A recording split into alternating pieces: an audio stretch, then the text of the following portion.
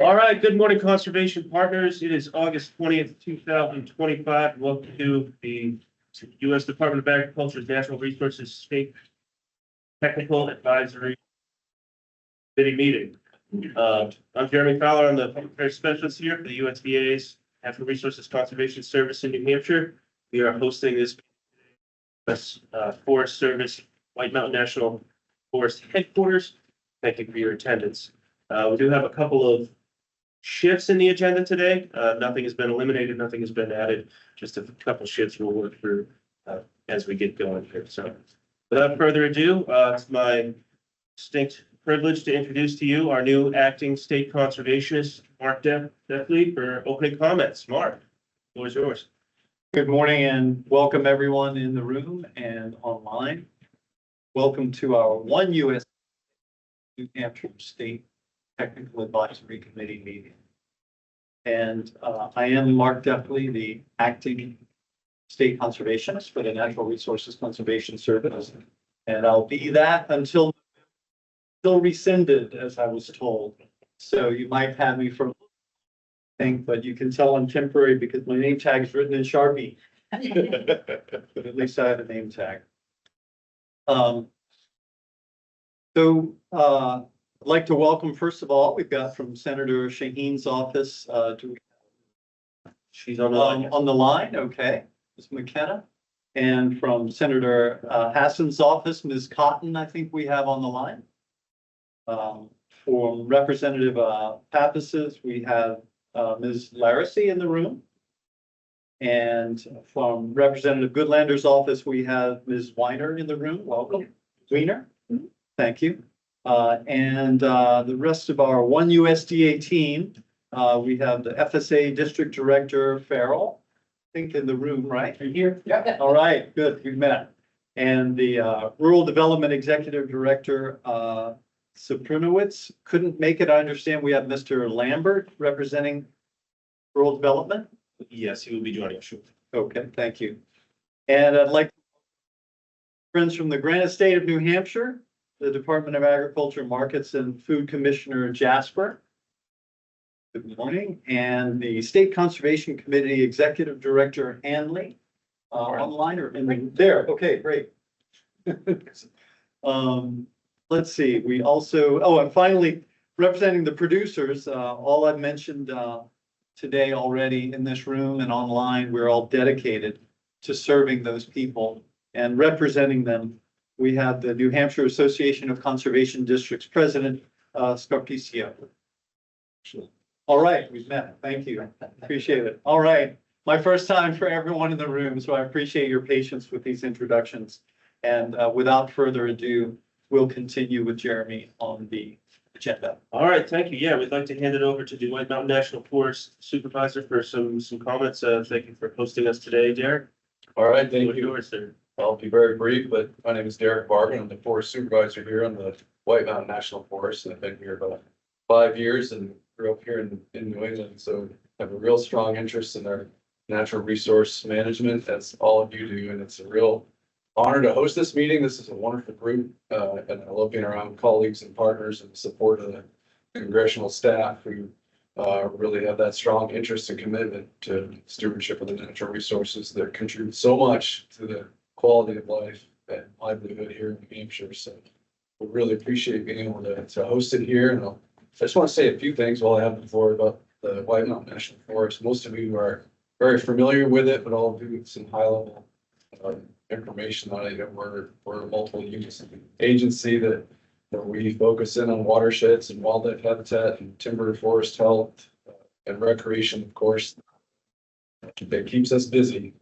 We're about 800,000 acres of a national forest, and the majority of that, 750,000 acres, are here in New Hampshire, and the rest of it in Maine. So again, it's great to host this. It's wonderful to be around a group of people that demonstrate the collaboration that it takes to work across boundaries and steward the landscape that we all love so much and deliver service we serve. And I think one of the biggest hallmarks of this group is sharing expertise, and we're demonstrating that for those of you who are able to go out into the field this afternoon to the Sealing River project, which is a great example of not only stewarding natural resources, but serving the public because of the impacts there.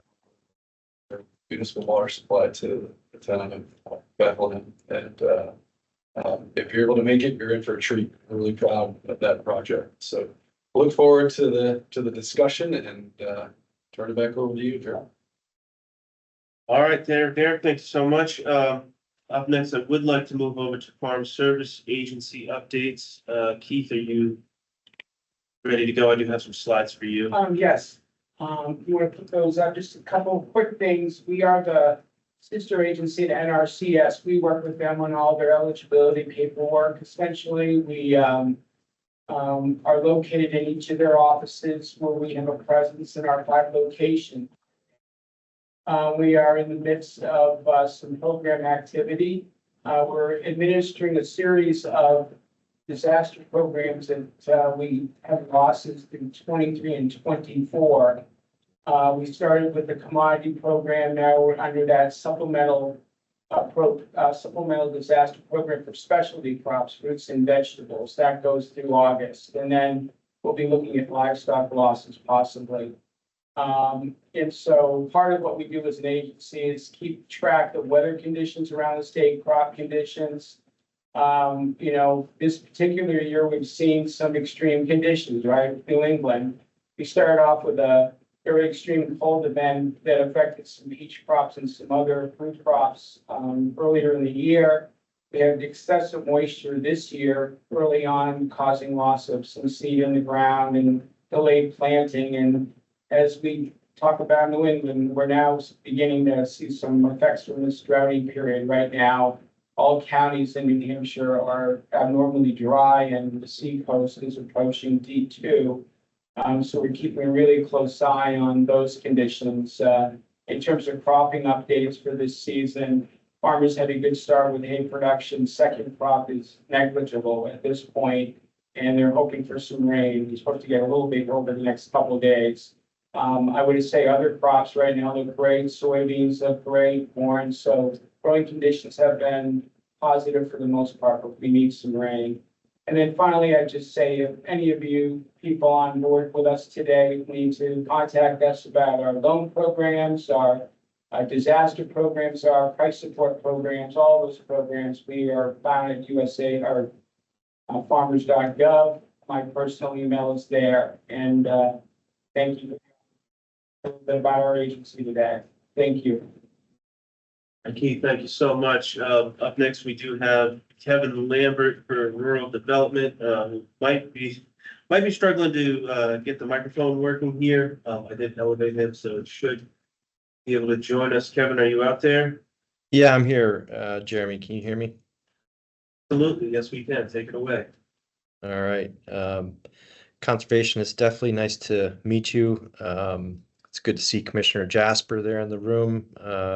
Supervisor at Barguin, and my congressional colleagues. Good to see everybody. I don't have a visual presentation, so I'm just going to run over a few things. Starting with the reorganization has not impacted us so far in our jurisdiction. I don't see any movement of employees. The closest national hub to us is Washington, D.C. So from my perspective, it looks like the Northeast region is not getting a whole lot of attention in that initiative or effort. Of course, we are severely understaffed, so the rhetoric of too big of a workforce and unsustainable way to pay them does not land here, but we are triaging a lot of our work with our regional colleagues. We do have a head count of roughly 10 individuals, down from 33, down from 45. So we're doing our best here to service our accounts. State Director Sopronowitz, he is going through his personal move right now from North Carolina. So sorry he couldn't be here, but he did relate to me that there is a clawback to the national coffers of any unused WEP, water, environmental, water and waste money that is out there for grants for congressional spending, for discretionary spending that will be taken back so that we're not accepting new applications for water waste right now. We have a new undersecretary for rural development. His name is Glenn Smith. He's out of Iowa, farmer. So spent most of his life in rural America. Happy to have him on board. Recent messaging from the secretary is that prime farmland will not be used for subsidized solar projects. Any photovoltaic systems larger than 50 kilowatts or ground mount solar photovoltaic systems that cannot document historical energy usage will no longer be eligible for our REAP guaranteed loan program, and the priority points will no longer be given for REAP grants. That is the Rural Energy for America program, for those of you who don't know the acronym. We have a couple of semi-exciting timber expansion and wood manufacturing programs that we are partnering with the Forest Service to administer and implement. Did talk to Supervisor Abarguin and Deputy Supervisor Tanner. They need to remain impartial with those resources and funding, and thank you for reminding me of that.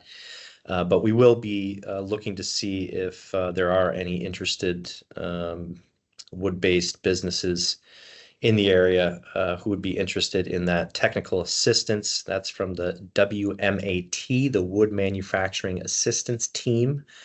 And those resources can be applied to primary processing facilities and facilities with a high likelihood of implementing improvements.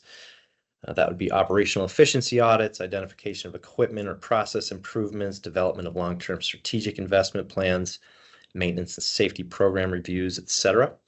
I would like to see how that might apply to initiatives to expand and develop mass timber in our region. And then the other one is TPEP, that's the Timber Processing Expansion Program. And that one, again, we're looking to see if there are any potential customers for that, though it does seem that most of those high priority forest areas are located in the West. That's Alaska, Oklahoma, North Dakota, South Dakota, West and Midwest, I should say. And that's focused more on fire mitigation and disease and pest control. So we may not get a whole lot of love in our northern forests for those programs, but remaining optimistic anyway. That's all I have, Jeremy. Thank you. All right, Kevin, thank you so much for that update. And folks, we're already like 2 minutes ahead of time, so let's keep it going like that. Up next, I'm going to hand it over to the NRCS New Hampshire programs / state resource conservationist / I believe Ian Hanley's going to be part of this conversation for some programs updates and projection. So, yeah. Presentation, What's that? the presentation. Yes, I'll get the presentation.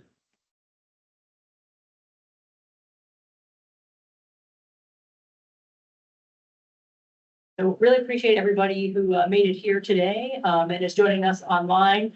At our prior meeting, we reviewed several of the publicly available data sources to see what we do with our programs and services. So we talked about different obligations through the programs that we offer and then practices that have been implemented over time. So today we're just going to focus a little bit more on 2025, what we've done with some of our programs. And then we'll look to some historic trends and then follow up with some of the teamwork that we're doing with the State Conservation Committee and what we work with. So next slide, please. Here we are, New Hampshire NRCS updates. And so as I mentioned, really going to focus on EQIP. So we have several different program tools in our conservation toolbox. The we really prioritize local input for EQIP. So from local work groups, county conservation districts, and the state technical committee. So we're going to highlight that in this presentation. So talking a lot about this year, the demand for the practices that we offer in the contracts that we're obligated, and then talk a little bit about those historic trends. Ready for the next slide. So for our financial assistance programs for 2025, so this does not include conservation easements or our RCPP program, so our big partnership program.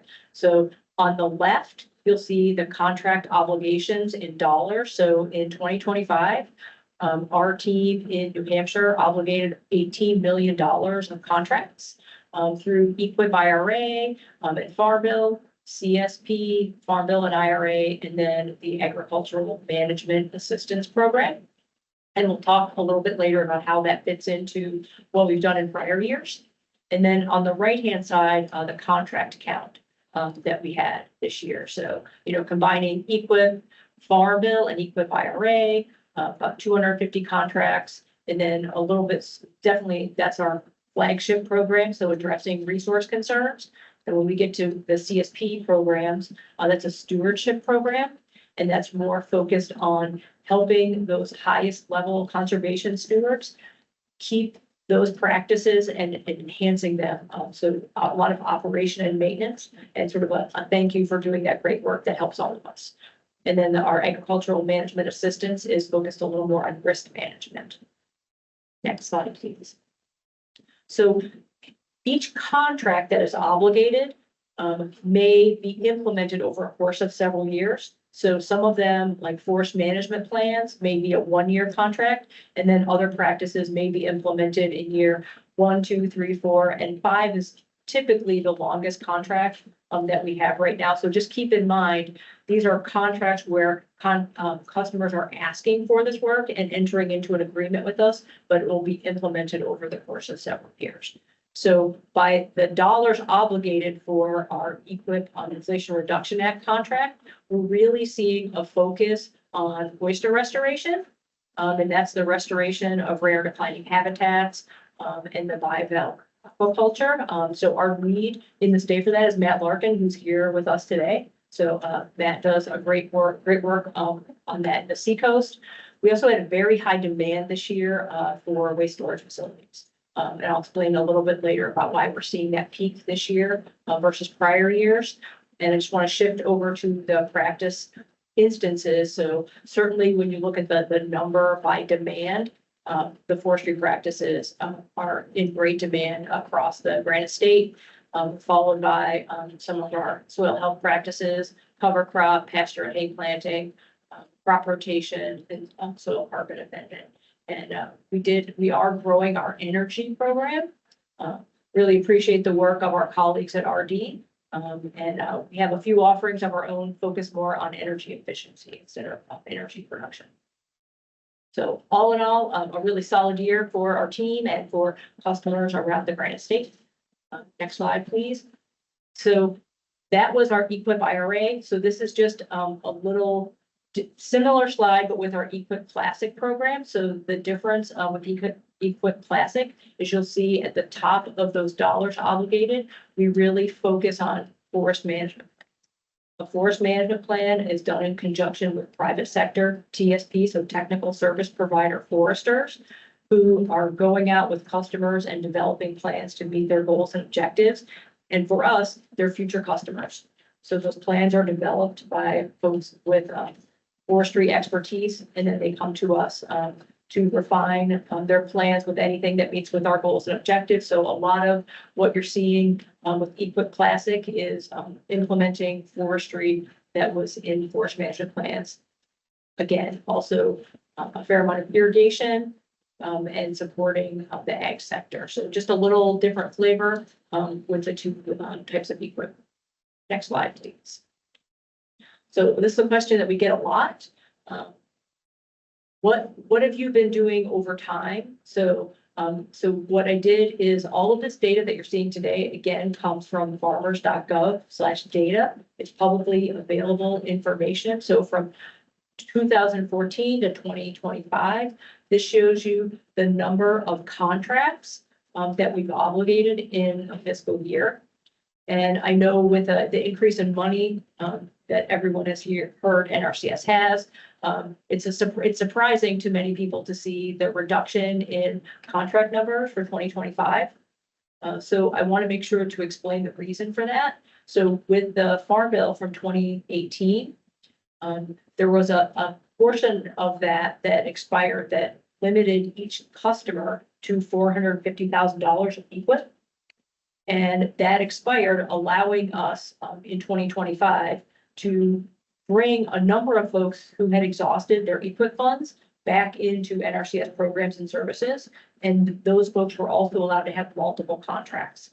So you're seeing much larger contracts in 2025 for many of our dairy farmers and large ag operations who really had to sit out in prior years.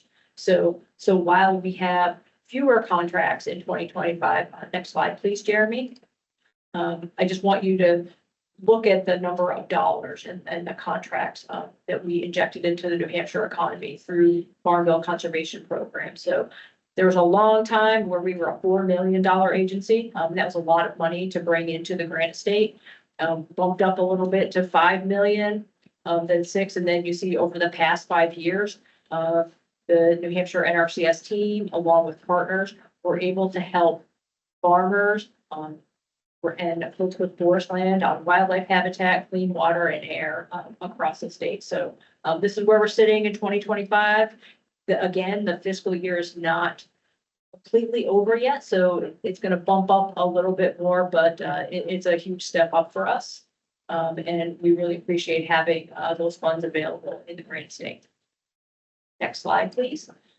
So another question that we get, and I appreciate hearing the similar information from FSA and RD. So what does the staff look like? So in fiscal year 2022, so just a few years ago, I have the contract number, so just under 300. We obligated $6 million with 71 people.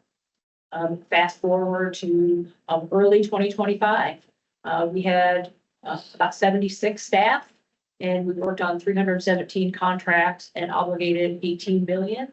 And as of yesterday, our current New Hampshire NRCS staff, we're at about 55 full-time equivalent employees. What's not on here is also the contribution of partners who sit in our offices. So we have conservation planning partners. So I want to thank the NHACD president, Steve Scarpicchio, for helping us bring those conservation planners to the team. We have other staff. National Wild Turkey Federation, American Farmland Trust, and Merrimack County Conservation District, who have also, and Deer Sea Society helped us put staff in our offices to serve customers.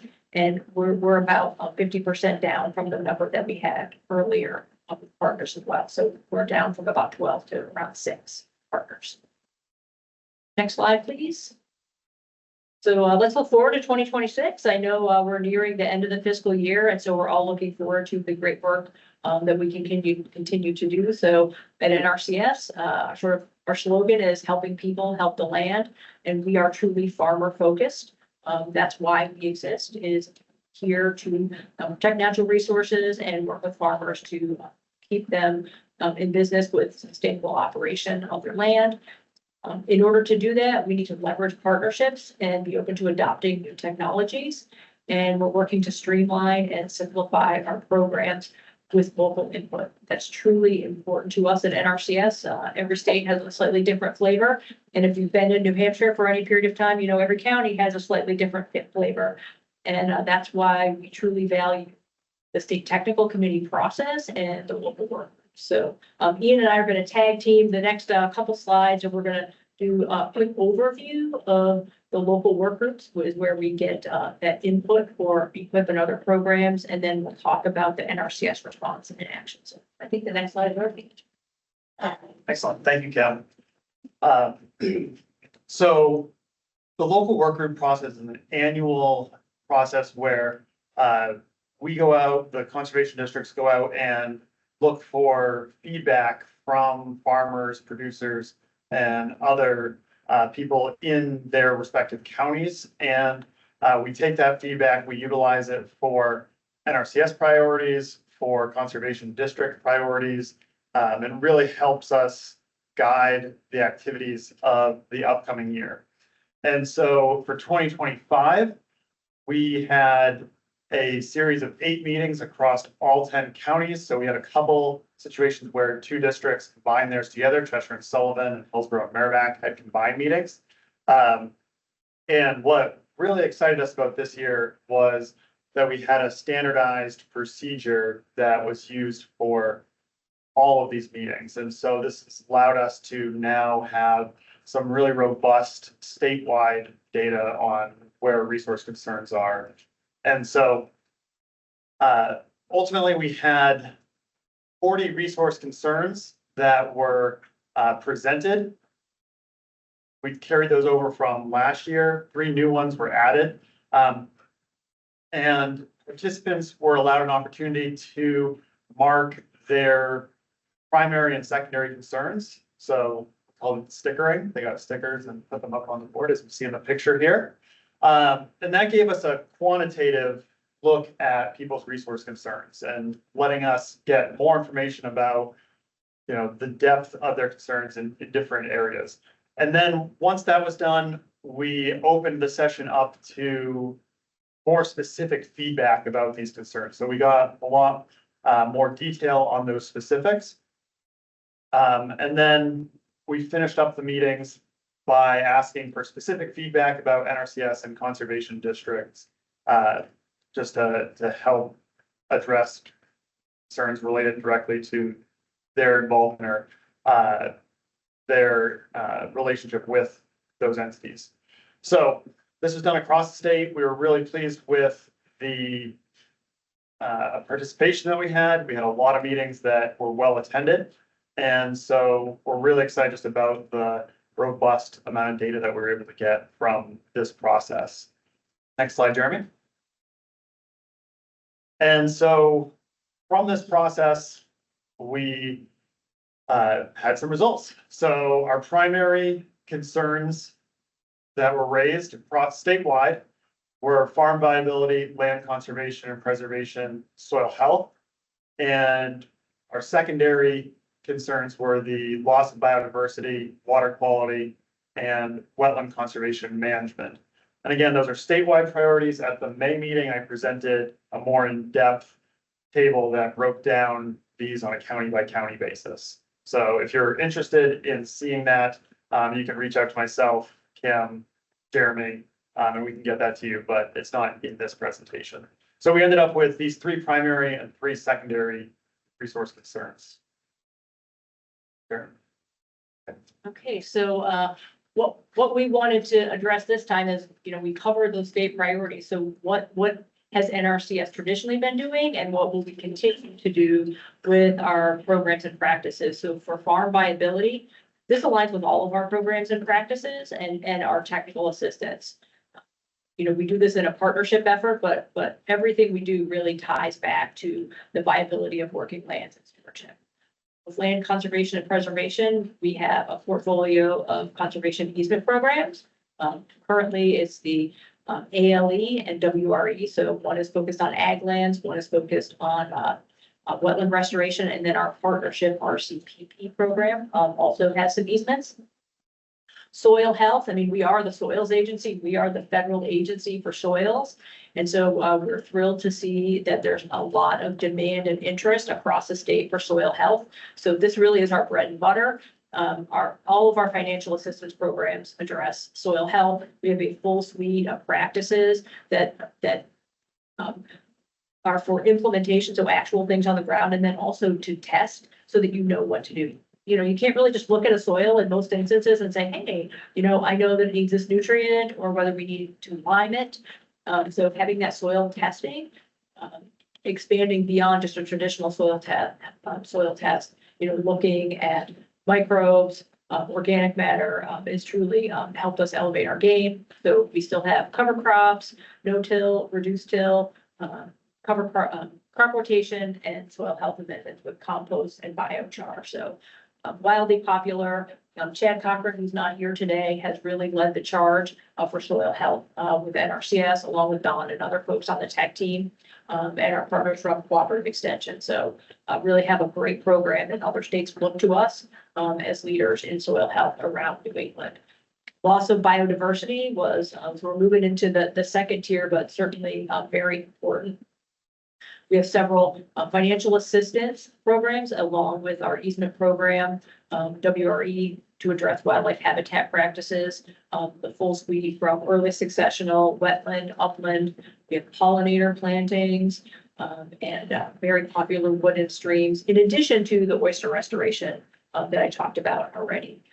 Water quality, all of our programs really focus on trying to keep clean water clean. That's so much easier than trying to treat water that's already been commingled with nutrients, sediment, pesticides, or pathogens. So that's our first line of defense. And then, if we get to a point where that clean water isn't clean, we have practices to assist with that as well. And in wetland conservation and management, again, we have our restoration program for easement lands, and then a suite of practices with EQIP and CSP. So we have a very diverse portfolio, which I think keeps our partners and our staff and customers engaged. And so we feel very fortunate to have all of these resources available to us. Next slide, please. And back to Ian. Okay, so there is a number of other pieces of recommendations that came out of the local work groups that Dawn, myself, Kim, and Cora Ruda have been working on getting ideas around and starting to implement. And so on this slide and next slide, I just want to talk about a few of those. So first is a more efficient and locally specific reporting to conservation districts from their partner field offices.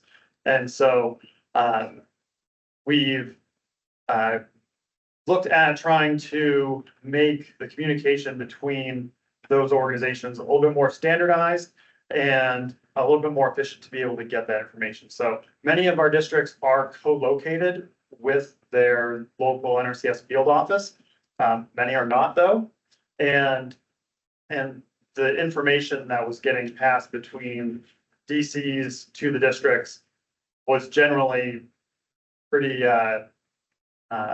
varied by the DC. And so we're looking to standardize that a little bit more, make it easier to get. So the state is putting out a like a one pager that has the big points that they want to communicate. The districts, the field offices are able to then add locally specific updates that they want to bring to the districts. And that's just being presented in a simple, easy to use, just front back piece of paper, which is something that especially a lot of our supervisors wanted a little bit more of efficient transfer of information there, not just have a packet of graphs and other stuff and that kind of thing. So really just looking to make that information easier to find and easier for our supervisors to walk out of the meeting with.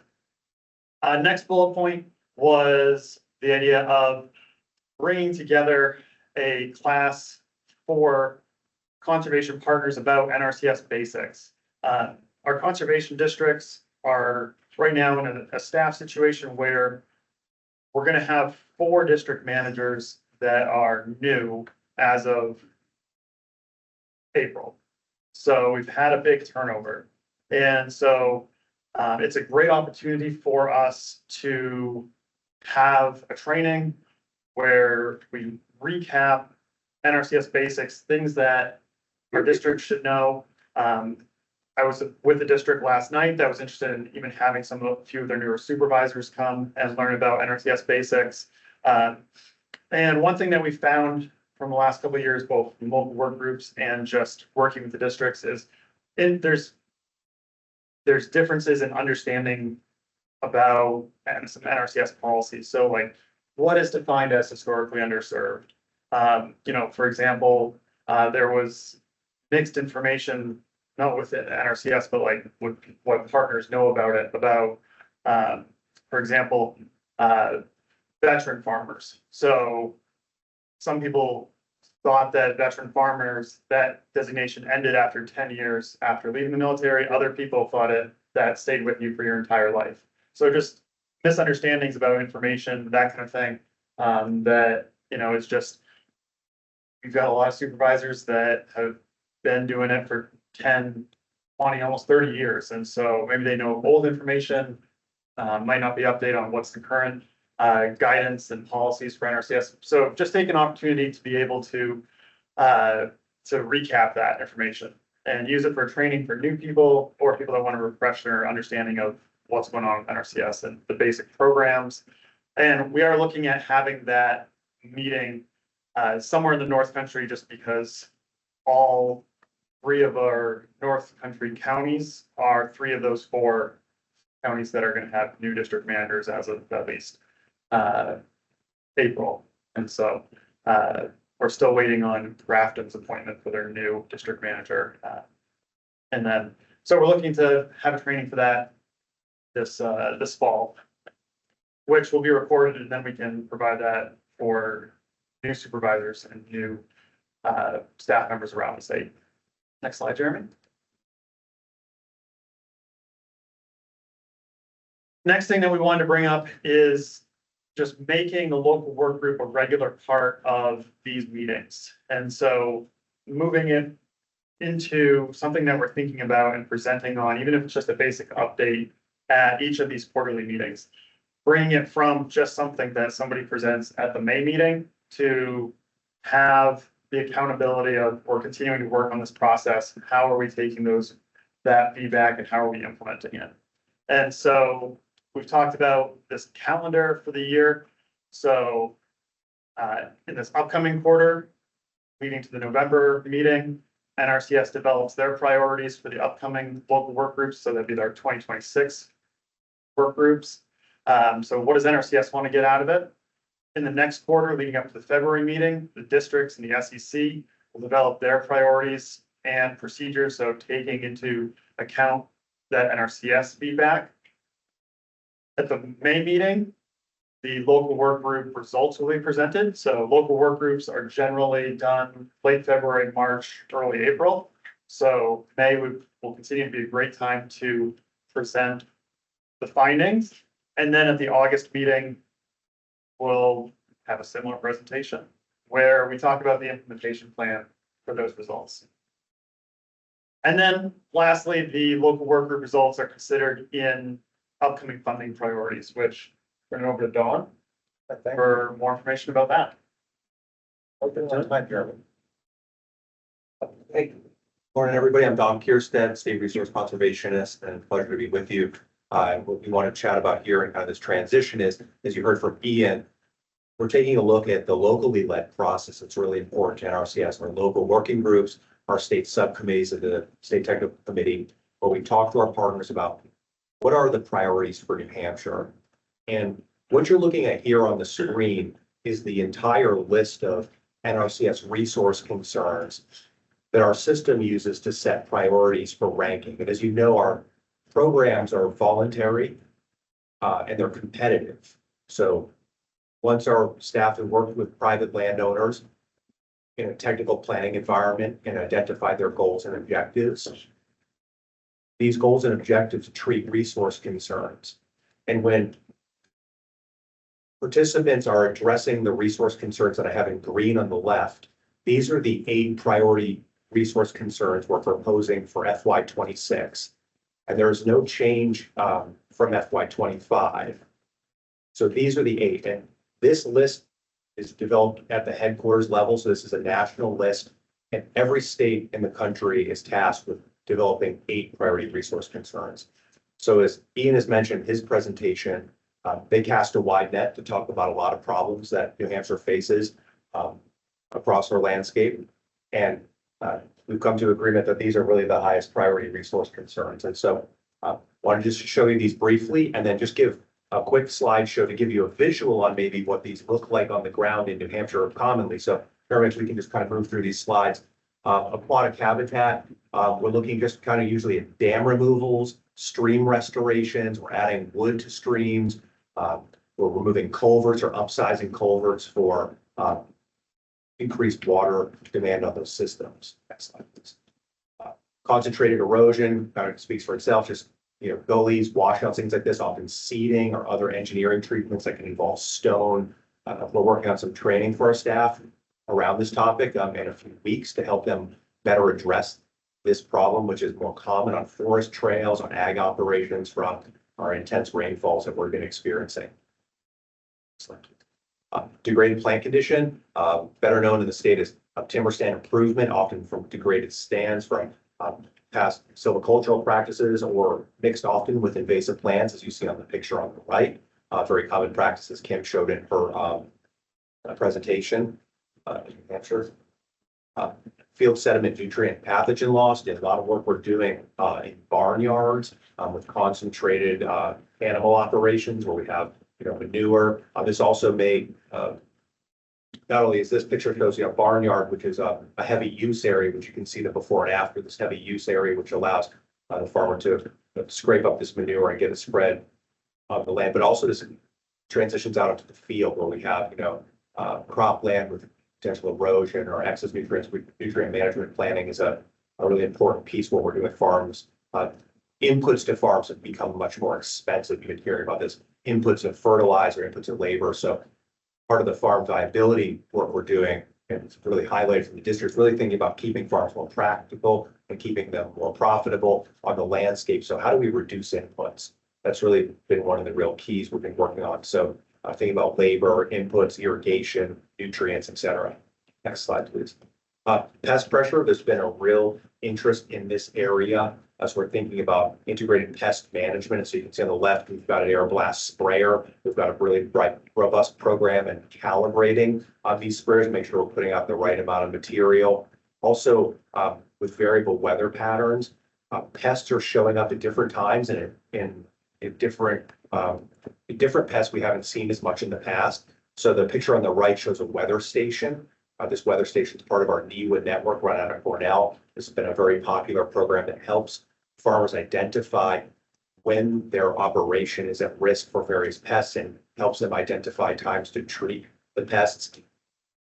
Our overall goal with this is to reduce inputs, again, reducing pesticide inputs, helping our organic growers, et cetera. Next slide, please. As we mentioned, soil quality continues to be a real focal point for the state. Crusting on the left, we have limited soil structure and organic matter. That soil really struggles to receive rainfall that we're hoping to get. As FSA mentioned earlier in the presentation, really want to soak up every drop of that rainfall we can. And an example on the right of a compacted, silty piece of corn ground in the Connecticut River Valley that will also have this concentrated runoff problem we've talked about in some earlier slides. So really working on strategies to help improve soil structure, help soils retain more moisture when it's available. Next slide, please. Terrestrial habitats, we mentioned, lots of interest in wildlife, lots of interest in maintaining a variety of younger habitats. So young forest, feathered edge at the left, and kind of an aspen stand, old field management, grassland management, patch cuts, things like this, diversifying our relatively middle-aged forest and providing different habitat mosaics across the landscape. Very popular, very well supported by a number of our partners. Slide, please. And then just mentioned concentrated wind and water erosion. Continues to be a problem.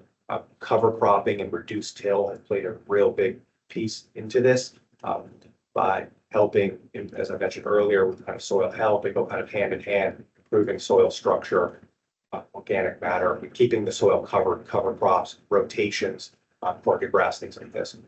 So I think that's all I've got, Jeremy. Yes, 2 minutes remaining. Okay, perfect. Maybe we just pass the floor back to you. More slides. Oh, one more slide. Thank you, Matt. Thank you. One more slide. Perfect. This is a great slide. I'm really happy to talk about this. And thanks for the reminder on this slide. Working quite a bit with our national office at NRCS, New Hampshire Department of Environmental Services, USGS, and we've been working a bit with the Forest Service on this. NRCS at the national level, we've got the funds to bring all the private land areas in the state up for QL1.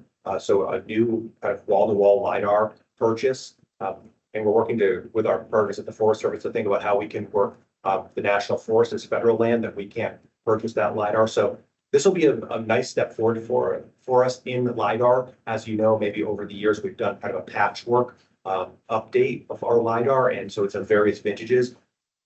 We're talking about really maybe reflying this every 8 to 10 years. So this will be a wall-to-wall QL1, which is the highest quality, which will have the best resolution to help for a variety of reasons. And then what I also want to show in the picture on the left is a special project we're working on with the USGS, DES, and NRCS to purchase these HUC-10 watersheds for a project known as 3D hydrography.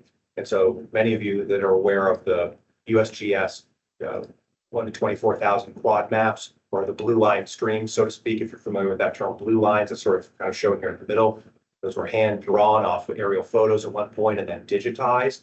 So what we're talking about now is using this high resolution LiDAR to fit those blue lines into their exact locations, identify edges, et cetera, et cetera. So this is going to be a project that will happen after the QL1 LiDAR is flown and really help in these areas that I'm showing on the picture on the left. So really we're kind of referring to as the Monadnock Spine and the Lakes region, areas that DES and our state partners have identified as problematic areas. And I should mention New Hampshire DOT is also involved. So this is something where, NRCS is making an investment with other partners, but this is widely applicable to academic modelers, DOT, all kinds of natural resource managers out there. And for those, in this room and others online, the LiDAR has just been a game changer for us and what we're able to do. So we're really excited about this purchase, and we've got Heather Grievous in the room, who's an expert in this area. So if there's further questions, the details, Heather is always happy to chat and get into data, et cetera. So I think that's all we've got time for, Jeremy, and I'll pass it back to you. We're at 10 seconds over, but I'll allow it. All right. I have a couple of questions, if you don't mind, Jeremy. If we could hold those, if you could table those, we do have time for questions. I just Okay. would like to get up That's to our fine. congressional staff because I'm sure they're busy with other things as well. So I had promised them to be right at 9:45, and I just like to keep that promise. I'm here, so sure. All right, excellent. Up next, we will be transitioning into our congressional updates with our congressional staffers. Looks like representing Senator Shaheen's office is Elizabeth McKenna. Elizabeth, you want to what? Yeah, can you hear me okay? I got you, yep. Great. Okay. Apologize. I'm joining you from the car again this month. Hopefully next time I can be with you all in person. The hike that you're all doing today sounds like a lot of fun, and I'm sad that I'm missing it. But it is August recess, so Senator Shaheen is home meeting with folks across the state. And just recently the entire staff, both from the majority and the minority side of the Agriculture Appropriations Committee, were up here for a full week in New Hampshire meeting with a lot of you. So thank you if you were, if they had the chance to meet with you. And if not, I'm sure they'll be back again. But kind of the big update from Senator Shaheen is relating to appropriations. The Agriculture Appropriations Committee subcommittee was came right out of subcommittee bipartisanly, and was voted on in the Senate floor. So that was, I think, the first bill that all of the appropriations bills that had that level of bipartisan support to get done. Senator Shaheen got a lot of wins in there that we were really excited about. She defended the Conservation Technical Assistance Program funding. She put some language in there about staffing, critical staffing, which I know you all have already mentioned today. $2 million for New England Protected Agriculture Research for the University of New Hampshire. $8.2 billion for SNAP and WIC. It also created a new pilot program for a energy circuit rider, which is based off of Clean Energy New Hampshire circuit rider program that has been meeting with farms and businesses to help them reduce their energy use, save on utility bills. So we're really excited about that. Increase or continued funding for the snow topography, the Northeast Snow Survey that we've been really excited about. That research has been ongoing, so made sure that they had their continued funding to continue that research, to expand that out to the Northeast. And then some housing provisions, which is important to all of us. And then Senator Sheen's also the ranking Democrat on foreign relations. And so how that really has connected here is she's done a lot to make sure that the funding is there for the Food and Peace Program and the McGovern Dole program, which we know creates additional markets for American farmers and addresses world hunger. So lots in there. Happy to talk more about it at detail for anyone who's interested, but that's our big update. So thanks for the time. Thank you, Elizabeth. Up next, joining us from Senator Hassan's office is Erin Cotton. I believe she is on the line. Erin? Hi, everyone. Can you hear me? Yeah, we got you. Okay, great.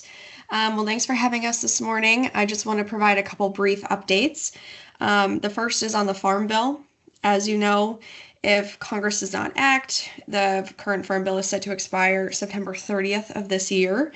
Initially, the Farm Bill was set to expire in 2024, but the American Relief Act of 2025 extended that funding for an additional year. So those negotiations are hopefully going to take place in the next few weeks in the Senate. And of course, you know, if there are questions that we can answer in the meantime, I'm happy to be a resource. And like Elizabeth said, we have the members home for August recess. So I just wanted to highlight a couple quick visits from our office that you may be interested in. The senator visited the Killam Bear Center in Lyme, and I was there. It was super fun. We had a discussion with the Northern Forest Center in Lancaster. We toured the new water filtration plant in Jaffrey and Peterborough, and later this month we'll see the new solar array in the town of Plymouth. So that's it for me. I'll keep it brief, and like always, I just wanted to say thanks for all you do. All right, thank you so much for those updates. Joining us from within the room now is the Representative Pappas' office is Victoria Laracy. Hey, thanks for having me. And as Elizabeth and Erin also said, our Congressman Pappas is also on August recess and has been meeting with constituents and organizations across the state, especially to talk about a lot of the changes and concerns about the Farm Bill as well. But I have a few brief updates as well. Most recently on August 14th, Congressman Pappas sent a letter to Secretary Rollins addressing the USDA's reorganization plan released on July 24th, asking for more information about the plan and impacts of this big memo. The letter specifically calls out changes to the National Resource Conservation Service office in the Northeast, asking for more information on what will happen with this regional office. He also raised concerns over the planned closure of Northeast Food and Nutrition Regional Office as well. On August 12th, he signed a letter to USDA Secretary Rollins expressing concern about the state of critical food assistance in the Emergency Food Assistance Program. The USDA canceled 500 million of the deliveries to food banks via the USDA's Commodity Credit Corporation and Agriculture Marketing Service. And that's responsible for the funding for the TEFAP.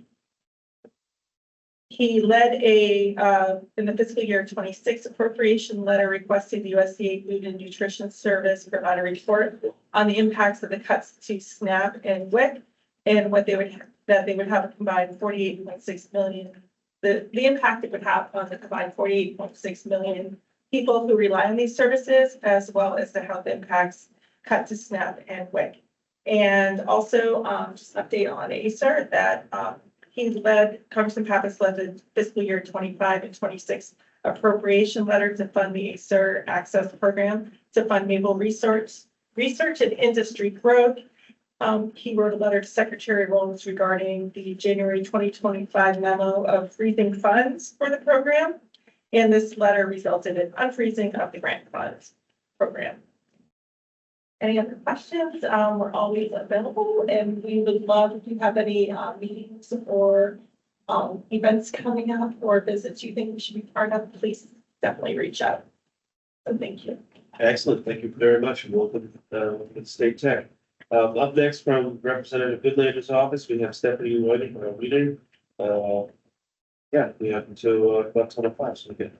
Like, Good morning. Good morning. So my first time here.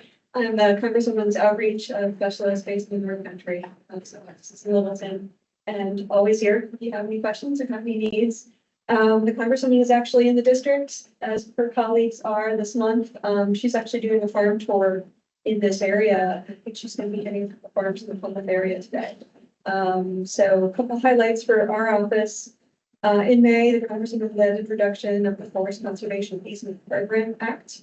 It's a bipartisan legislation to conserve working forests and give landowners more options to ensure their land is protected.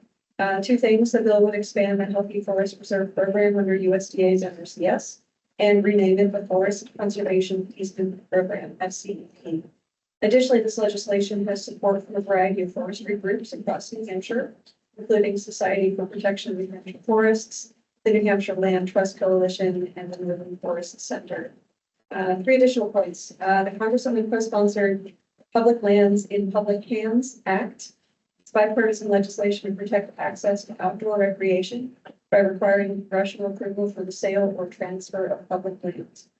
Additionally, throughout the FY26 appropriations process, she led letters in support of the Conti Refuge within the Land and Water Conservation Fund and the Northern Border Regional Commission. She also supported funding for conservation programs, organic agriculture, and the maple product industry. Lastly, the Congresswoman also joined the population affair. So that's it for me. Here, if you have any questions. Thank you. Excellent. Thank you so much. Steve, looks like we've pulled up a little bit of time for you to ask that question now. Oh, I can ask a question now? Yeah. I have a couple of questions that about the local working groups. You know, Ian and I have had conversations about this. So NHACD role is more of a support organization for our 10 conservation districts. One of the concerns that I keep hearing from the conservation district is, well, it's nice to have a standardized format. They feel like they're losing their individualistic input into the process. So I keep hearing that. So we need to address that because I think it's a critical part to keep the local working groups functional, right? I know if our districts don't feel like they're unique, you're gonna lose all of it. So it's a challenge that I have at NHACD to kind of meld all these together, but they still want their individuals. I'm just kind of concerned that we keep pushing to a more standardized method and not allowing the districts to then bring forward what they feel is a need for their particular district. So I can touch on that a little bit and I'll see, I'm sure Ian has some thoughts too. So I guess when we're saying standardization, it's just so that we can accurately capture that local input. So it's not saying that each county has to have the exact same resource concern, but making sure that we offer all of them and make everyone aware of what NRCS program and like what's available under our umbrella. So folks don't just get stuck in, well, we're the county that does this. And the standardization is more about the data collection, not trying to pigeonhole any county. So if we have one flavor in the Granite State, and we're always open, Steve, to copy different ways. We have their concern play to that. I see you brought up your 6 item that you felt were the concern for the whole state. So where does the individual concerns for the district play into NRCS? How do we get that feedback to them, which is kind of what they're looking for, that NRCS has heard what these individual districts are asking for, and how does that play in how NRCS is moving toward that in the current year? Does that make sense? Absolutely. So we have a couple different things. So the development of ranking questions is part of that. So how we evaluate different projects, and then each county. So in the state, we have a pool of funds, and each county has a separate allocation, and they, based on the feedback that we have, we divide up that pool of funds for each county. So I guess our big categories of funding are forestry, livestock, agriculture, agriculture that doesn't include livestock, and then wildlife habitat or other options. And so what we do is we use that information from districts to divide the local pool of money. So what co-ops might want to do with their pool of money would look very different than what folks, who are as a district conservationist. So that's an option too. Different focuses on the technical assistance and providing workshops and support is largely also based on the customers that come in the door for us. And the whole work group process is 2 steps. So conservation districts are encouraged to have everybody in the county come in the door and share their concerns. And then some of them are a subset for NRCS, and other ones, we look to the district to address those concerns or go to the Hampshire Department of Ag, Cooperative Extension. But we do take the feedback from districts seriously, and we can certainly flex what we do in the coming year if they're under. That was my point, Yeah. that we have to make sure Yeah. that what we do in the coming year, we not only have your sticky charts, that, have your standardized things that you do, that we give the ability to the district to be able to input what they feel is important to them. And, this is important because, 2 years ago, Cheshire and Hillsborough came out with those 3 resolutions that we brought forward through the whole state, and all 10 districts agreed with it. And then we brought forward to the New England region of NACD. Then it passed at NACD annual meeting. Unfortunately, it looks like it's kind of stalled there, even though we have sent out NHAC to our senators to try to make sure that gets imported to the farm bill, because until it does that, they're not going anywhere. And I haven't heard back from either of the senators' offices. It looks like it's kind of, and that's the wrong message to be telling the conservation district that they're putting the effort that nobody hears. And that's my concern. And that's what I keep hearing from them as well. So I'll say that the local work group development process, changes every year in terms of what we're actually gonna be doing with that 2-hour block. And so, one of the pieces that we wanted to bring was that with that annual calendar, that we know that during the November to February quarter, that's gonna be the district's time to be able to take the things that NRCS would like to get out of it and then take their priorities and really develop what that 2-hour block is gonna look like. And so, and having gone to all 8 meetings this year, I definitely have some ideas of my own of ways that we can improve it. And, 2 years ago, it was very open-ended. Most of them were very open-ended. We just talked about resource concerns, freely for 2 hours. We swung a little bit more towards a bit of a quantitative approach with the stickers and that kind of thing. This past year,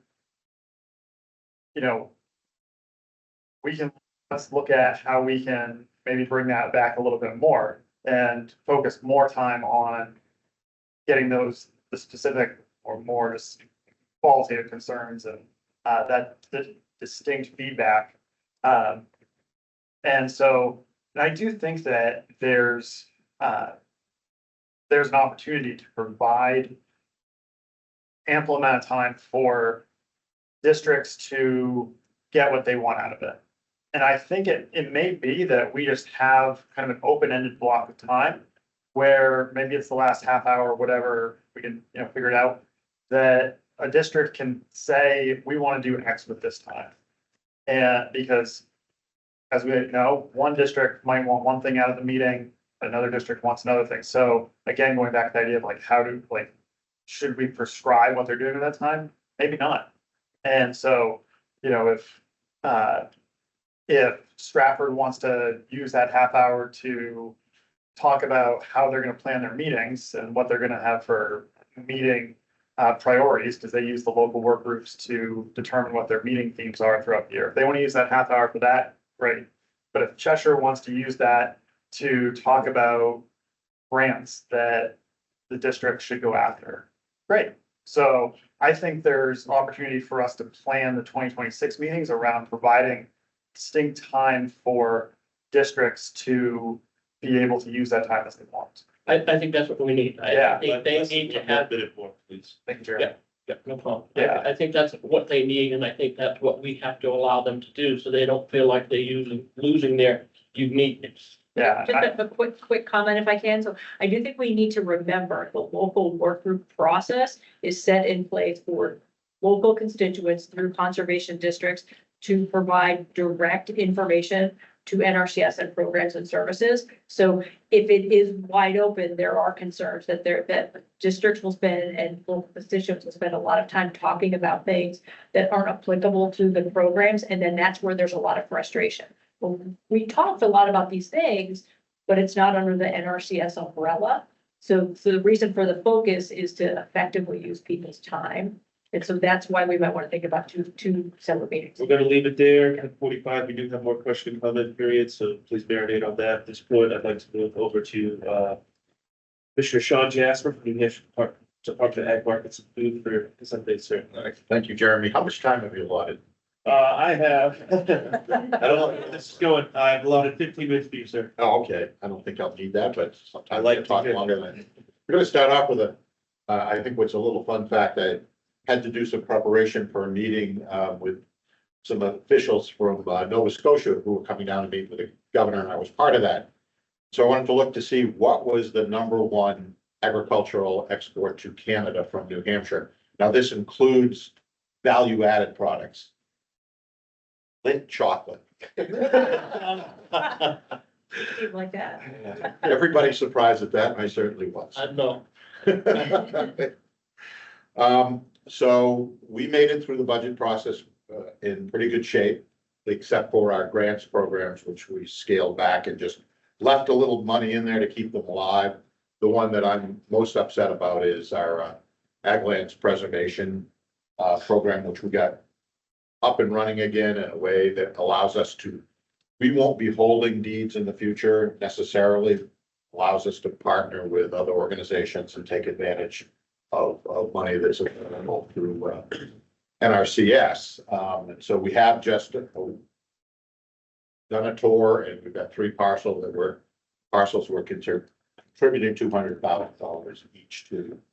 So that's been, 45 years almost since the department has been involved in land purchases. So then now we're got some money left over. We'll do small grants next year, probably another 350,000 apiece. So that's disappointing, but still good. We're moving in that direction. Some of you may know Steve Crawford, who has been a state vet for 20 years, is retiring. He gave me a pretty good window. And as some of you may know, there's a lot of USDA veterinarians who were laid off around the country. We have actually haven't actually made the offer. Technically, I've said, yes, I want to hire you. Got to negotiate now with the governor's office on the salary, because I can only go so far on that.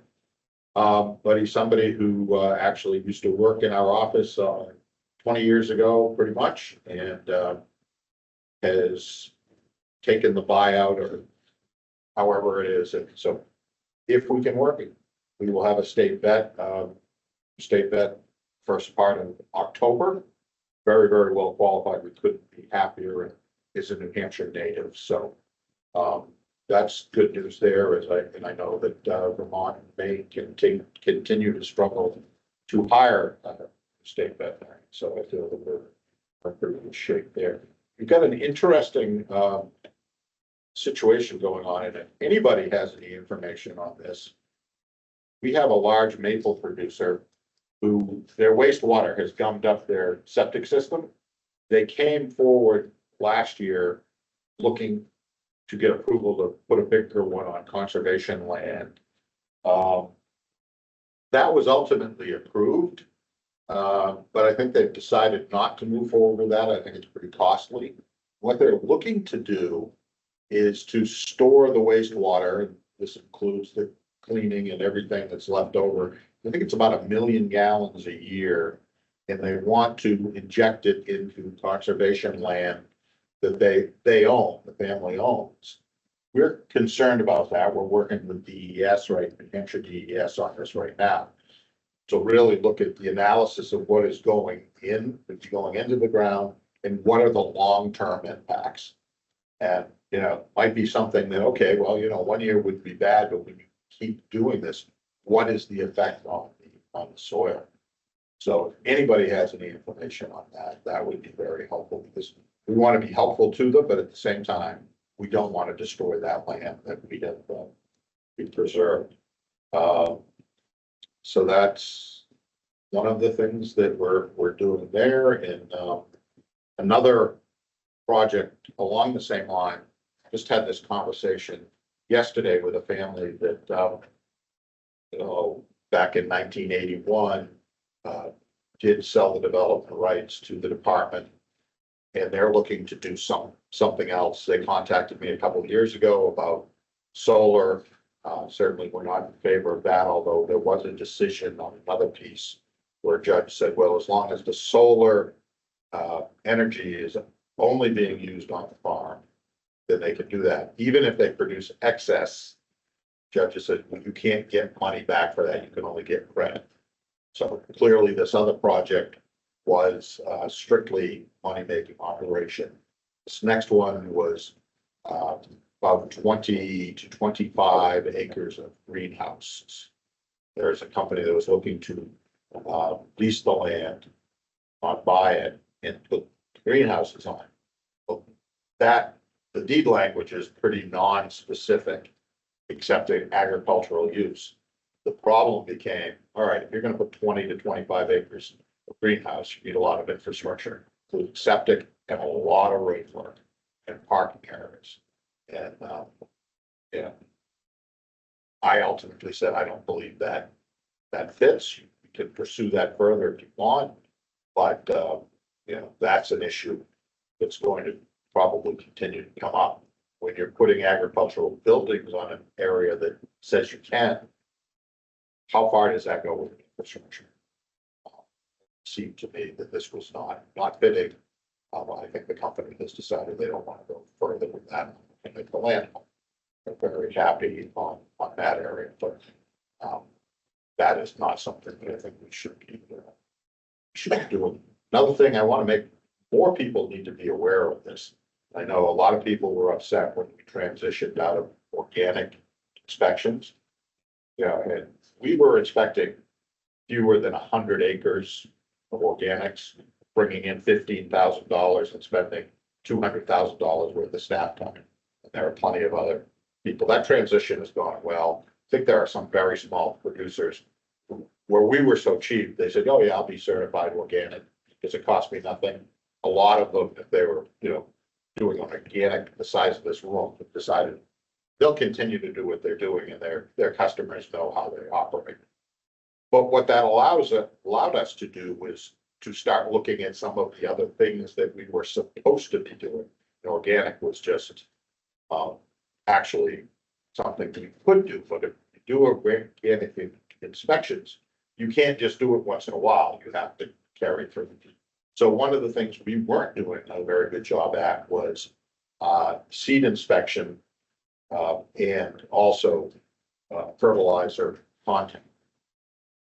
Surprisingly, we found that New Hampshire, whether it was on purpose or just because we weren't paying any attention, was really a place where an awful lot of expired grass seed was being sold, to the point that, and this was in the big box stores, that we collected well over $100,000 of fines last year and put some of those in abeyance.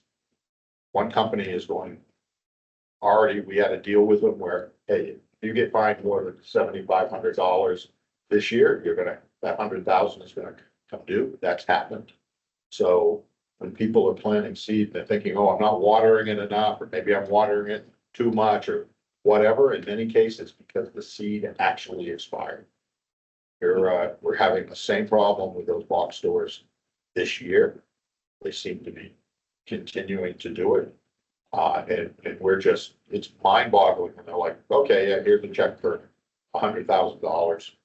And there's got to be quite the profit margin in selling expired seeds. So that's an area where we're concerned about. We're also looking at fertilizers to see if actually the analysis is what it should be. We haven't had a lot of problems there, but we've had a few. So there are some farms that got money back on that. And I don't know what I got left. In about 5 minutes, sir. Yeah, other than that, I will say that thankfully, we have been not fully staffed, but the only reason we're not is because of people retiring.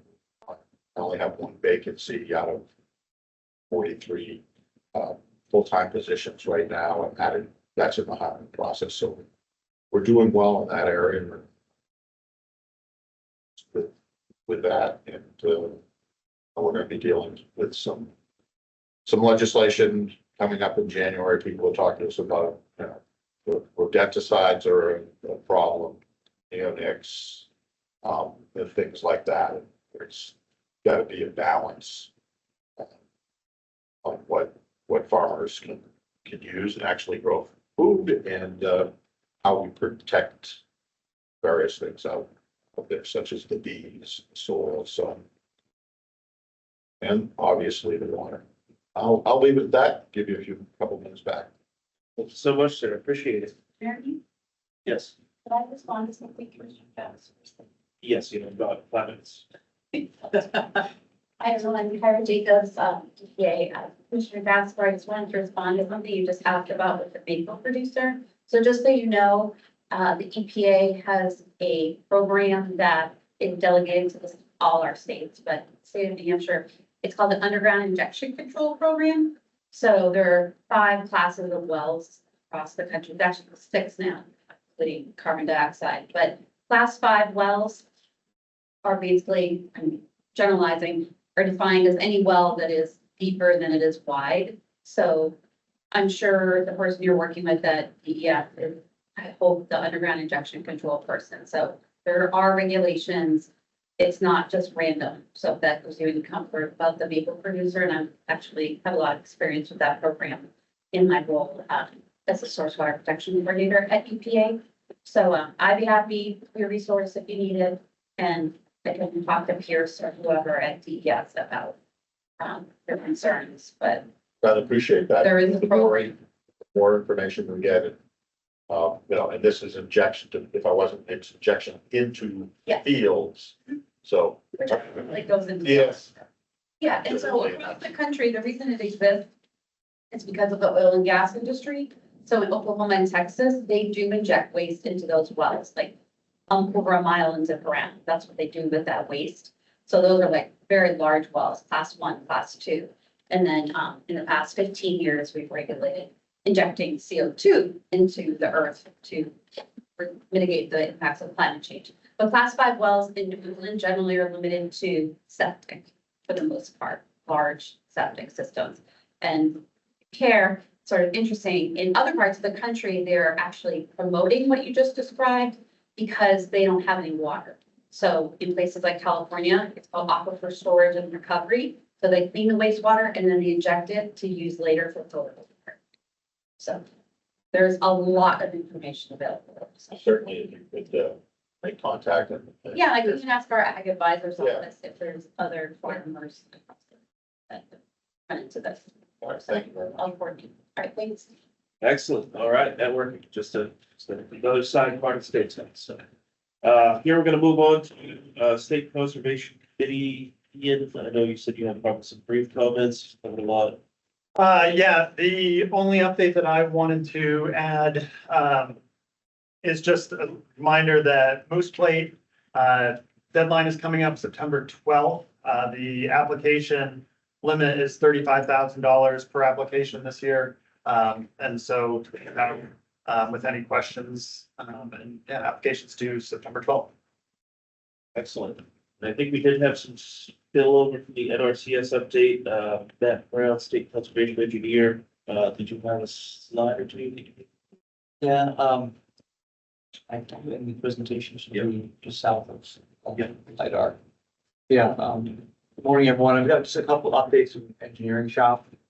I'm just gonna scroll down to it, but, responding to some of the comments from the May meeting, with regard to engineering workload, we've got about 204 projects in a new tracker, and we're trying to really stay on top of those, doing monthly updates. We got a little bit smaller staff, I think, related to Kim's, and I think it's a common message, that we've streamlined some these. We've seen a few folks, move on, but we're still continuing to deliver services to farmers across the state. Jeremy, you can go to the next slide. We've tried to tune up some of our guidance docs on the field office tech guide. So always encourage anyone to look at the field office tech guide. We've got new tools. One concern that we've heard from farmers is drainage concerns. We had that in spades this spring, tons of flooding. Folks had a hard time getting into field. So we've looked at some other states, tried to adopt some tools to improve subsurface drainage. Orchards such as the photo there on the right, by putting in tile drains. Giving training to staff next month to go over using some of these tools. We've also updated some design spreadsheets, some standard drawings, and other tools on our field office tech guide. So if anyone has a chance to look at any of those documents or has any feedback, suggestions, we're just hoping that that will help us streamline our activities and carry out conservation as quickly as we can, because we know producers don't appreciate long delays. We've heard that from the local work groups that in the past, with maybe some of this larger amount of funding that came at us, we weren't quick enough in turning that around. We're trying to make some corrections there. So respond to that comment. And then lastly, I think in May I gave some, and the next slide shows just a couple of emergency programs. Keith mentioned ECP that FSA runs. We've helped with a little bit of that. That's the bottom slide there. We're showing a farm field that was badly eroded by spring flooding. And NRCS typically assists in those situations with some surveying and some computation of like earth fill, restoring that farm field to croppable condition. So it's something we've helped out in. The photo on the top, maybe hard to see, but it's a road in Bartlett that's undermined. And we felt, based on our evaluation, is threatened by potentially the next storm. So we put emergency watershed funding in place. There's 4 sites that are currently at DES ready to permitting, and then hoping to do that construction work prior to snowfall this winter. So they'll be touch and go, but we're trying to get those installed September, October. So that's kind of winding down the response to the 2023 December flood. It's taken some time in permitting and just working with the town. That's the tail end of that recovery effort. So just kind of a recap of the broad array of services that we provide, and snapshot of kind of closing the books on 25. We don't really know what 26 is going to hold, but hopefully no disasters and more, through conservation work with farmers. That's really what we're looking toward. So thank you. Excellent. Jeremy, could I have 1 minute back? Yes, sir. Matt, I forgot one of the most important things, which is, in the budget bill in December, there was 220 million for the 8 states. We've been working, with USDA to figure out exactly what we can spend it on. We would like to have gone more towards resiliency in the future, but none of us got that type of leeway. So we've got about, after administration, probably about 4.25 million that we will be able to give out to farmers for damages that were a result of weather events in 23 and 24. So it will be for like roads washed out on farms. If any of the fruit producing vines or trees were damaged, we can't pay for the loss of the fruit at that time, but we can pay for how much fruit would be lost moving forward till it comes into food for production. We will be partnering with a cooperative extension to manage that program. And we expect that it'll be about November when we're actually get the applications out and running. So if we do it any earlier, everybody's in harvest, and not a good time, so we're looking at it. So, be on the lookout for that. So we're cautiously optimistic that we'll be able to get that much money out, but I'm not sure. So what would be the best way for our NRCS field staff who see customers around the state to know more about that program to help you benefit? Probably to contact Josh Marshall, the assistant commissioner. Yeah, we just got the number literally, I think on Friday. It's been a long process. We've been meeting since February. And well, we want to help you on that. Yes, thank you. Yeah. That's 320 million for the state. Oh, no, it's 220 million for the 8 states. You know, we had a very small ask. I don't know what Alaska and what Hawaii's asked for. Some of the states got a lot more, but we have gone on this direction because we had such a successful program on already paying for crop loss, which many of the states did. So ours was a bit different. Excellent. Thanks so much. Sorry, I forgot about that, but That's why we're here. You got it in time. That's all that matters. So up next, we do have Steve Scapicio for New Hampshire Association of Conservation Districts. We are about 5 minutes ahead, so I won't use it all. we'd love to hear this, yes. So NHACD, as you heard earlier from Kim, we hired 2 new conservation planners. They just started this month. It's been a challenge to get them on board, but we finally did it. Hey, Kim? Yes. We finally did it. So we have one that is going to be planning out of the orchid office. And it's kind of strange, but she will be actually doing outreach for the Rockingham Stratford office. So it's just how things worked out because she had worked for NRCS and she can't work in the Concord, Merrimack, Hillsborough area for a year. So we kind of moved her around. And then we have Leslie that is started training in the Concord office 2 weeks ago. And she's going to be focused once she's trained enough, she'll be focused on the Carroll and Coas County. So we're pretty excited that we have those 2 planners that will be coming on board to help NRCS as well as our existing one that working actually, I think she's I don't know which county she's working in. Kim, you got me totally confused. Oh, yeah. So they are all statewide partners and we work closely with NHACD to fill gaps so that we have customer service around the state. And so Becca will be working in Cheshire and Sullivan, Avis does Grafton, and some in Hillsborough, Merrimack, and Leslie will be doing the North Country. And we'll shift as needed to make sure everybody It's around the state gets. we're pretty excited because it's actually the first time we've had somebody from the North Country in a while. So It's very exciting. we're very excited about that one. NHACD annual meeting is going to be on 11/6, November 6th, and it's going to be at Sanborn Mills Farm in Loudon. The annual meeting, so we have the 2 parts, 8:30 to 11:30 is a business meeting, and then we open it up to the public from 12 to 4. So we're pretty excited about that. Mark that down. Yeah, we will be opening up the registration for that shortly. I did share with the conservation districts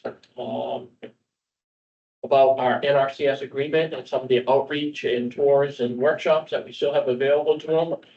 You know, one of the main functions of NHECD is to support all 10 of our conservation districts. So we're really focused on getting the word out to them, which brings me to the next big thing that we're doing, and that is on 11/11.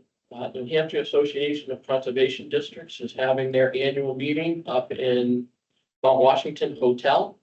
NHACD will be presenting there for the 10 conservation districts.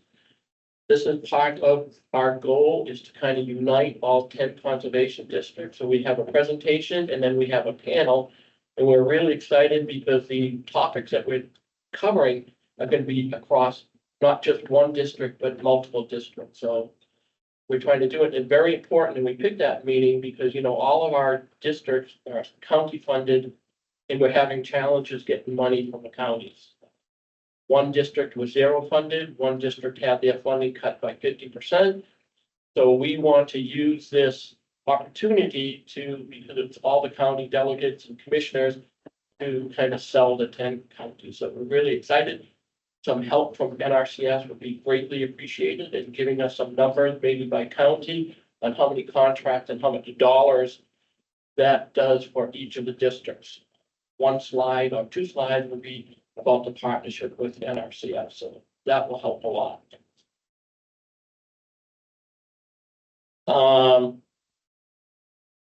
And that's about it, so. Excellent. All right, we are at 10:30. I think we're still about 5 minutes ahead of schedule. I know it's been a long hour and a half for me, so I think we'll take a 5-minute break. We're all agreeable to that, and get your questions ready for the question. So brief intermission out there. Movie land, 5 minutes. We'll see you at 10:35.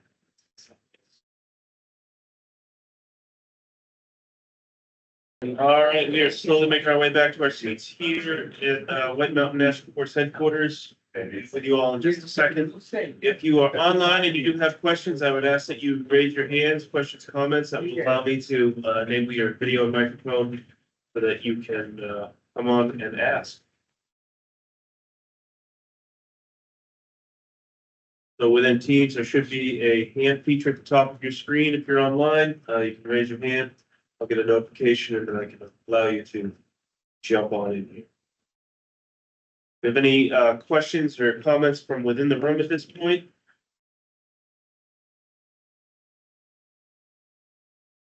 I have a copy of the agenda, but are we doing partner updates or no? You can do that right now if you'd like to. Well, I just wanted to wait until this task person came back because I was asking her about that Forest Conservation Easement Act that was mentioned. Yeah. So, yeah, I'm just I wanted to give a little update on our Northeast Mid-Atlantic Forest and Water Parks trip, but I wanted her to hear it because I Okay, think she'll be back in a minute. okay. But is anybody else gonna do partner updates? Online, they're allowed to do so. If they'd like to raise their hand, I can let them in, but I have no other partner updates on the agenda, strictly speaking. It's kind of open floor / question comments. Well, I'll skip general EPA updates. So those of you don't know, I think I know everybody, almost everybody. So I'm Kyra Jacobs, EPA number 1, 28 years at the agency, still standing, and literally Hampshire native, you know, I'm proud of that, New Hampshire, right? So our new regional administrator, Mark Sanborn, was appointed, I think, in March. And he is from New Hampshire, Southern New Hampshire, and he lives in the Poconos. So he hosted the administrator of EPA 2 weeks ago, a week and a half ago. The administrator of EPA, Lee Zeldin, was here for a week in New England and went to every New England state. I don't recall where he went in New Hampshire. Does anybody know? I'm going to go check that at farm. So as I mentioned, I was really interested in the Forest Conservation Easement. What was it called? The act, the title of it, Forest Conservation Easement Program. So, okay, so it's not, I think it said act. That's what I thought it was some new proposed legislation that I had written down. So you're just talking about the easement program? Well, it's a bill that would extend the Healthy Forest Reserve program. Oh, good. Rename and PSF. Got it. Okay, that's what caught my attention. So I think most of you know that Carl Honkinen separated from the Forest Service or his own administrative leave through the end of the year as part of the deferred resignation program. He's still fighting fires in California, though, on fire duty. But so Carl and I worked together for, I think, almost 10 years, and we were really proud that we were able to launch the Northeast Mid-Atlantic Forest and Water Partnership. So based on a lot of the work that I've done with New Hampshire NRCS over the years with people like Kim and Dawn, who I've worked with since 2009, you've helped me and taught me how to work with NRCS, and then your sister agency, the Forest Service. So as we all know, here in New Hampshire, I was born here in 1969 in Cheshire County and grew up in Hillsborough County. The pace of development is stunning. like truly stunning. And so one of the things that my job is at EPA is I'm the source water protection coordinator. So my job is to protect 4,000 drinking water supplies in New England with no budget. There's no funding from Congress to do proactive protection of drinking water supplies. So what we fund is cleaning up contaminated drinking water supplies, unfortunately. So be that as it may, one of the best things we can do is look at priority drinking water protection areas and try to, as Kim alluded to earlier, we want to keep healthy water healthy. So, for example, the Merrimack River, I think we're going to see today, the headwaters is Hemi and serves 700,000 people, including 5 communities in Massachusetts. It's their only drinking water supply. So, as part of, I remember with Joint Chiefs going on like at least 8 or 9 years ago with the Joint Chiefs project with NRCS and the Forest Service, we started really looking hard at the Merrimack River, and we have a Merrimack Conservation Partnership. But throughout the state of New Hampshire, we have a lot of priorities, including the Saco Watershed Collaborative, which originates also in the White Mountain National Forest on the east side of the forest. And then we have the Salmon Falls Watershed Collaborative, and then we have smaller priority surface water areas, and then tremendous amount of groundwater sources throughout the state. And many of you have private wells because 40% of New Hampshire residents have private wells.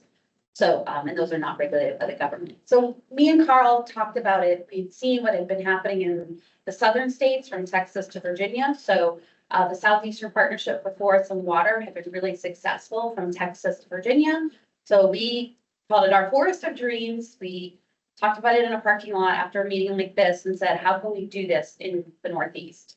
How can we create a Northeast Partnership for Forests and Water? And then the folks from the Mid-Atlantic Forest Service office asked if they could join us, and we said, sure, we don't exist. And then NRCS from all our states got on a virtual workshop with us back during COVID in 22. And we gauged the idea of creating this Forest and Water Partnership, and there was a lot of interest. And fortunately, the National Association of Conservation Districts stepped up. So NHCD is the lead partner, fiscal agent. So they've gotten 2 landscape scale restoration grants from the Forest Service. And we have so like about $1.2 million to run it and to implement on the ground priority forestry restoration best management practices. And the initial 2 states were Connecticut and Ohio. The next 2 states for on the ground implementation are Pennsylvania and West Virginia. And my goal is for another New England state to be considered in the future, but landscape scale restoration funding is very tenuous right now. So NAC is not applying for money this year. So I don't even know if it exists. So, so I just want to give a quick update. We do have a website. Just look online for Northeast Mid-Atlantic Forest and Water Partnership. And we're really excited and we're doing some really great things. And the contact is Annika McGurk. So I just wanted to bring it up because in the context of forestry, easements, all the things that Kim talked about, all the things that many of our partners are interested in. When I see any hands, so I'll stand. Hi. Yeah. Thank you so much. Looks like online Kara Cargill, I believe, Hampshire Ag Mediation Program. Go ahead. Great, thank you. Mine will be super quick. Nice to hear everyone's updates and to see many of your faces. So my program, the New Hampshire Ag Mediation Program, is actually administered by what we call the Environmental Mediation Center. And Matt Strasberg has been the director of that for many years now. He has now taken on a co-director, Jenna Muller, who actually helps run, so under EMC, there's a California Ag Mediation Program. So she's based out in California and will be helping administer the New Hampshire programs. And Matt, I would say he's doing a slow roll towards retirement. So we'll see what his involvement will be come 2026. But that little change happened. And, you know, I think it was uncertain whether or not the Ag Mediation Program was going to continue starting with this coming fiscal year for us, which starts in October, but it appears that we are. So the Ag Mediation Program is still around, and Perhaps some of you might meet Jenna at some point. And in the meantime, I am always your contact person, and please feel free to reach out if there's any questionable need for mediation with the producers. Thank you. All right, thank you so much. Any questions for Kara within the room? So just a quick comment, been on a couple of your training sessions, Kara, and have been able to share a lot of that information with staff. It's been truly helpful to help us connect with producers, especially if there's some type of tension between ag service providers and the reason that we exist, our customers. So I really appreciate the work that you do, and you really are making a difference. So thank you for that. I love that. Thank you. Thanks so much.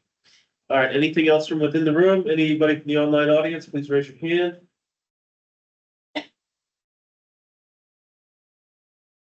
Sure. Ted Canzero with U.S. Fish and Wildlife Service. I'm with the Partnership Fish and Wildlife Program. I do work all over New England, but as always, I'm straight out of Concord, New Hampshire. So if you guys need some assistance on project development, always here to help. Forestry work, really sessional, prescribed fire, pollinator work, mostly my specialties, but I can also reach out throughout the service and help out with any kind of stream restoration work such as that. So, yeah, I'm getting older. I don't want to drive as far. All right, fair enough. All right, looks like we have district manager from one of our counties that begins with C. Carroll County, stand by, I'll turn the camera mic on. All right, yeah, go ahead. Looks like you might need to unmute the microphone on your end. Hi, can folks hear me okay? There we got you now. Beautiful. Hi, this is Bené Hershon from the Cheshire County Conservation District. Just wanted to provide an update that this year at our 80th annual celebration on Wednesday, October 22nd, at Allison's Orchard in Walpole, New Hampshire, we're going to be honoring Wendy Ward with our Educator of the Year Award. Wendy Ward was the district conservationist for the Walpole field office for, gosh, I honestly can't even keep track of how many years she, served NRCS. So I'm just going to pop the link in the chat, but it would be fantastic to have some folks from NRCS in attendance and to celebrate Wendy and this accomplishment. All right, thank you very much. What was that date again? Just one more time. Yep, it's Wednesday, October 22nd from 6 to 8 p.m. And if anyone has any follow-up questions, you can feel free to touch base with me. But it would be great to get some folks from the state office. I know folks from our field office in our county are very eager to attend as well. So I'm going to put that in the chat. But, definitely happy to touch base, but would be really fantastic to just have some colleagues of Wendy's to be there to celebrate her and this accomplishment. Excellent, Bené. Thank you so much. Questions, comments, updates on that? You just heard? No? I'll be there. Democratic pledges to be. There. All right, there is a link in the description for those that are interested in that event. We got a thumbs up. Great. Anybody else online have anything else to add? Comments, questions, partner update? Now's the time. In about 12 minutes left. We'll call it 10. We might be calling it early today. I don't. If anybody's upset about that. All right, we'll give it about here to roll it around. I have one more question, sorry. Yes. I did drive 2 hours, so. Fair. Each way. Fair. All right, so quick question, Mark, I know you've worked with Martin Fish. And one thing we've been trying to be creative about with the other 5 states in New England with source water protection, and I did not bother you guys this year, Dawn. I know the bulletin is due Friday. response to source water protection, which we update the priority areas every year, and we potentially update the priority conservation practices, which are eligible for the 90% payment rate, up to the 90% payment rate. So in the other states, we really like dug into it and tried to think about, with federal government staff being so constrained and resources limited, losing GIS staff at NRCS, we don't have the capability, and the luxury of really digging into this data.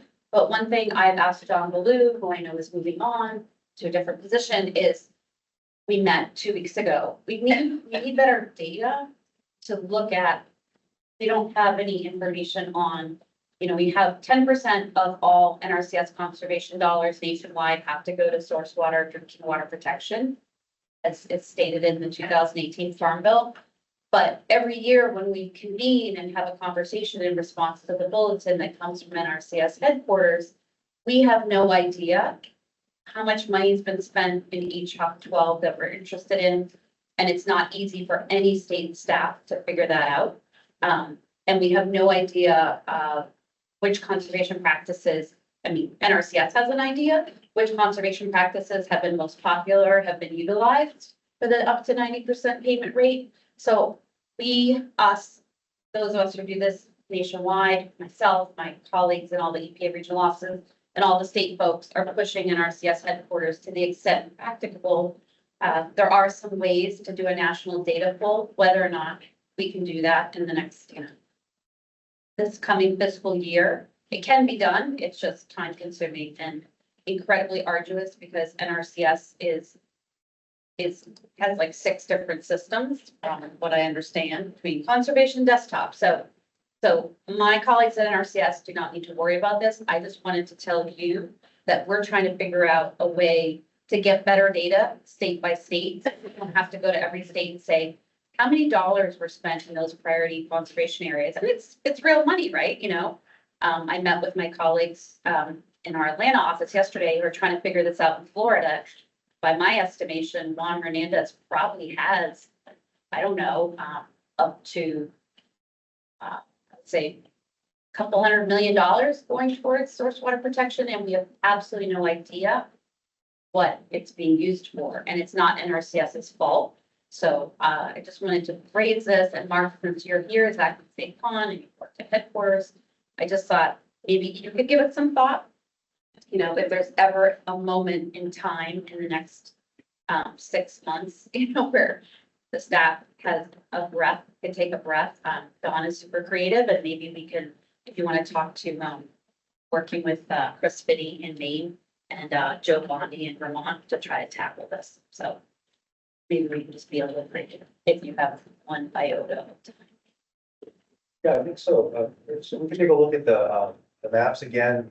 Those maps, these Hub 12 watersheds, care management, were something that we were tasking 20% of the state. There's a waiver process in play. My counterparts right now are wondering, if everything's going on, are we going to be able to get a waiver to go slightly above the 20% of the state? As you can imagine, trying to fit up 12 watersheds across the state, land exactly to 20% of the land area. It's not an easy task. So we've tried to get all the state priorities in there. I think we have a really good map of where the priority watersheds are. And these were areas where we had a fair amount of land and agriculture, and we had some other water quality stressors, right, that we felt like NRCS could deal with. And then kind of veering back in on the slides that I showed earlier, in the past, we've partnered with the non-point source program with Steve Landry and folks at EPA, and we've contributed some reporting to that based on broader metrics in the state of kind of targets that they're interested in, riparian buffers, nutrient management plans installed, no-till, things like this that we're doing. One of the things Kim showed earlier was some data coming out of national dashboards. And one thing we've really heard from our headquarters office is that they really want any partner request for data to go through those dashboards. And so I think one of the things you're alluding to is that dashboards aren't set up always to report out on initiatives. So this is something we find in our Working Lands for Wildlife program, source water protection, and other national initiatives that come down sort of a one size fits all work. And so this is kind of a broader theme, I think, that Steve and Ian have touched on, you're touching on that. Partners are pretty good at giving us information. I think we're pretty good at getting stuff down on the ground. But I think a weak spot in our delivery is what do we do with it? How do we report back and tell you what we did? And so I think that's something that we're kind of trying to bring into focus and with our tools and think about reporting. Unfortunately, with the staff we have and the high workloads we have, I think in this business, everyone would agree it's sort of on to next. So once we've solved the problem, we've got the dollars obligated to fix the problem, we're really on to the next problem. And so in our culture, we just don't have the way to think about how do we report what we've done. So I think it's a great comment. I think, to think about a lot of it. Yeah, and I'm happy to clarify for folks what's been happening at headquarters to address this concern. And it's been happening at least maybe 2 years now, but you can imagine that any national database is a behemoth to try to steer and try to edit and alter. But we have been having meetings for, as I said, at least 1.5 years, if not 2 years, because of this very concern. And the person you mentioned, my supervisor in my day job at headquarters is Martin Lonefish, who's the area-wide planning branch chief.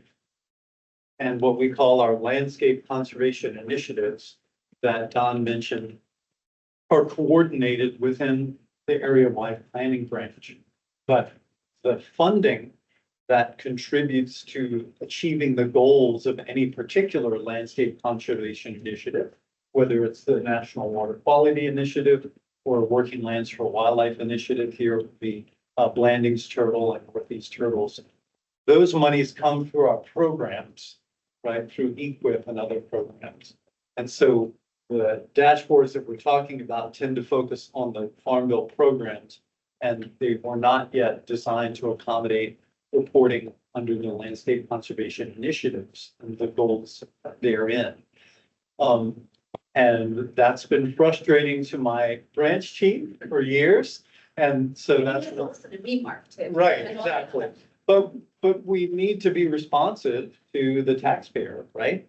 For how we're spending the money, where we said we spend it, are we achieving those goals and those initiatives?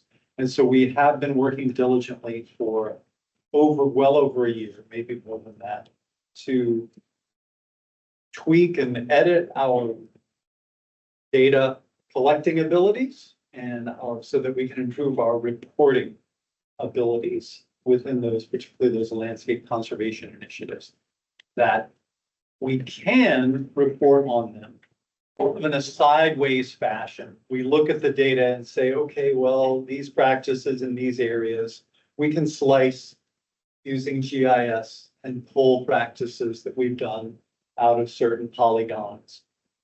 But it's not something that's automatic that feeds into a dashboard yet that the public can access. We have to go through that every year in the area-wide planning branch for every one of our landscape conservation initiatives.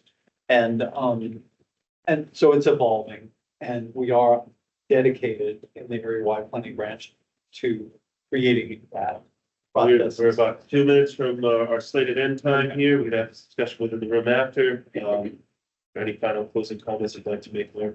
Yes, absolutely. I'd like to address one of the things that all of our USDA agencies have mentioned, and that is that staffing levels have changed.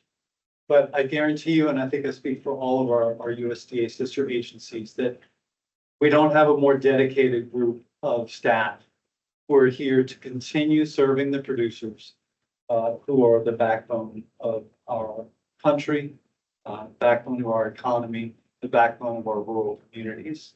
And we are all here and we're continuing to serve. So we're not so concerned that we're not going to be able to serve you, because that's what we're looking for. Thanks for showing up today. We appreciate your continued participation with improving that service. All right, ladies and gentlemen, that concludes this State Technical Committee meeting for August 20th, 2025. We have not yet scheduled our next one. Hopefully it'll be after the new fiscal year, or shortly thereafter the new fiscal year. We'll be able to provide potentially new Farm Bill information or programs information at that time. So keep an eye out on our website, nh.nrcs.usda.gov. for upcoming state technical committee meetings. Appreciate your attendance.